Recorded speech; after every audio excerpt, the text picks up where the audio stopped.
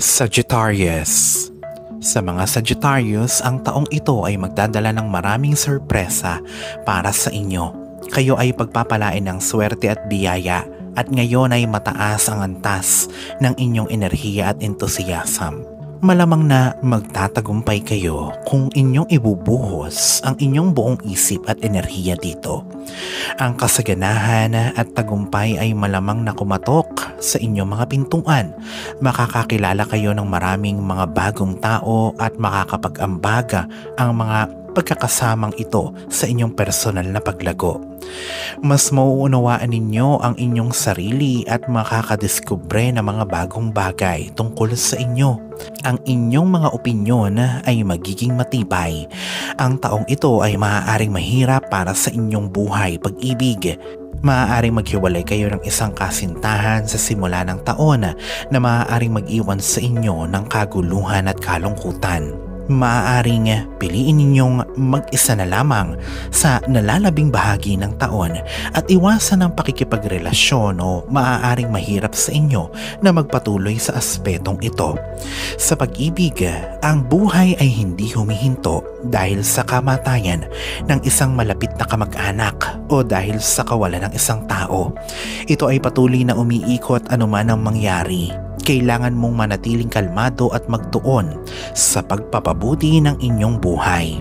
Magsumikap na magkaroon ng kahusayan at gawin ang mga bagay na nagpapasaya sa inyo.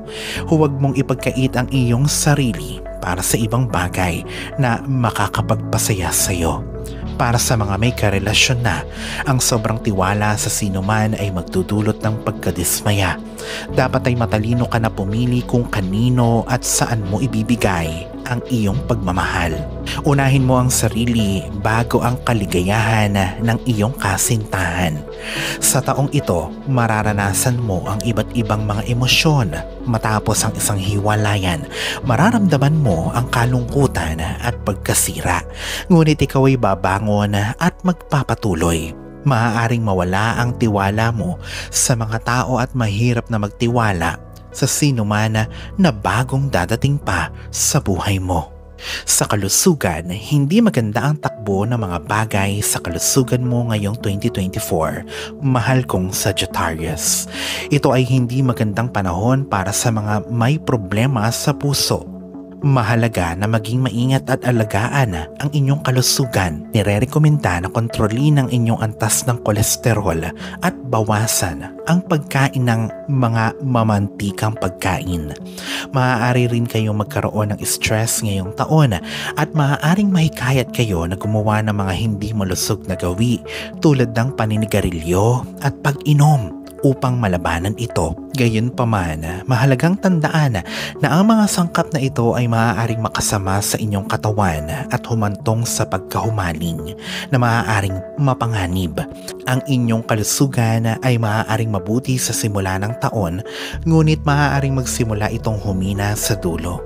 Sa halip na magpatuloy sa mga hindi malusog na gawi, mahalaga na mag-adapt ng mga mabubuting gawi tulad ng maagang pagtulog at maagang paggising, pagkain ng lutong bahay at regular na exercise.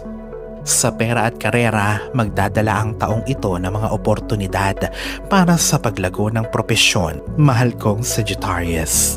Magagawa mong magtagumpay na matapos sa mga proyekto na iyong pinaghihintay ng ilang panahon. Ang iyong trabaho ay pinahahalagahan ng iba at may magandang pagkakataon na ma-promote ka sa gitna ng taon. Maaari ka ring magkaroon ng mga pagkakataon na maglakbay sa ibang bansa para sa isang malaking proyekto kung magpapatuloy kang magtrabaho ng mahusay at consistent. Maaaring magawa mo ang iyong pangarap na trabaho. Tandaan na iwasan ang mga shortcut at manatiling nakatuon sa daan patungo sa tagumpay na maaaring mahaba at mahirap. Iwasan ang sugal dahil maaaring magdulot ito ng pagkawala ng pera. Maging maingat naman sa mga pamumuhunan at mamuhunan lamang sa mga konserbatibong investments.